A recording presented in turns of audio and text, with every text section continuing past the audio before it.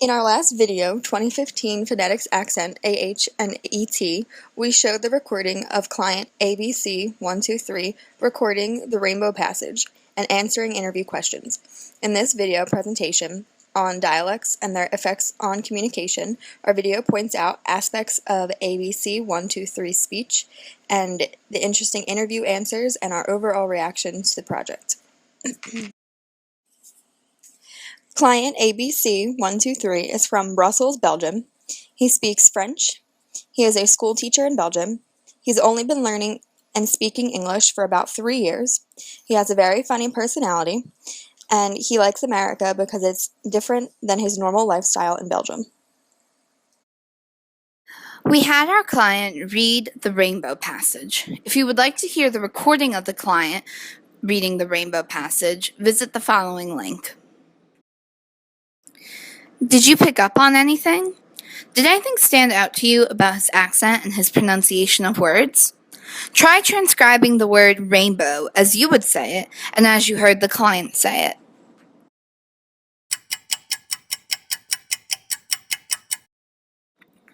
Well, here's what we thought. We thought that the client pronounced rainbow as rainbro instead of rainbow. So he put a W in the front of the word and inserted an R between the B and the O. When we analyzed his speech, we picked up on several phonetic aspects, the first one being stress patterns. He said horizon as horizon. Curiosity, he said the R, kind of different than we normally would. And personality, he said personality. And he also had incorrect vowel usage in rainbow. Instead of saying rainbow, he said rombro, changing the vowel. And instead of saying boiling, he said bowling. Other phonetic aspects of the passage included the client's stopping when he tried to say TH. In citation speech, he pronounced TH like in the word think correctly, but he pronounced it incorrectly in connected speech, so that TH became T and think became tink. He also featured epenthesis and added H to the beginning of words beginning with vowels, such as air, and at, and instead pronounced them hair, hand, and hat. He also adds R in rainbow so that it becomes rainbow, and he also adds a W so that reach is reach.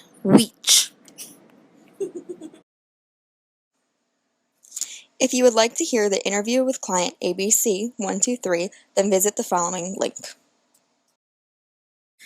Some interesting things that we picked up on during the interview is that our client is aware that he has an accent, and he thinks that he sounds Dutch, whereas we interpret it as French.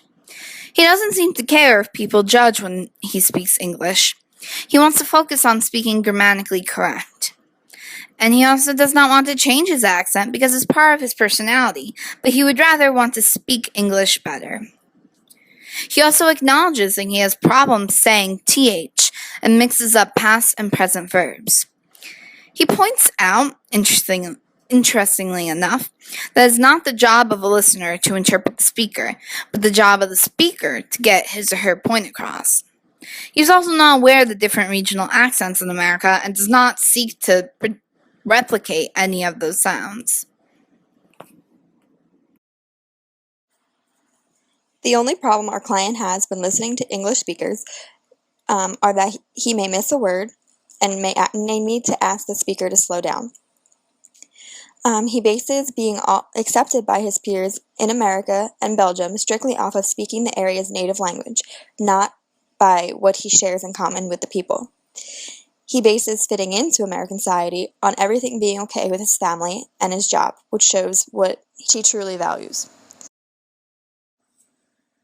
He only speaks English at home with his wife, so it is shocking and impressive that he can hold a conversation in English and be understood and get his point across. He also believes that courses to learn a new language are too expensive and too short and are not effective in teaching how to speak the language fluently. Overall, I find it interesting that because our client is European and white, it seems that he hasn't experienced any discrimination from Americans, unlike someone of color who has an accent and would have trouble in the workplace and facing prejudice from others. His accent hasn't given him any dire consequences that make his life extremely difficult. He has no trouble and has not experienced any discrimination in the workplace by his boss or his coworkers, which is extremely interesting and a positive aspect for him. We think it is a common misconception that people with accents are less intelligent than native English speakers, because through this project and talking with our client, it is obviously not true that because he is very intelligent.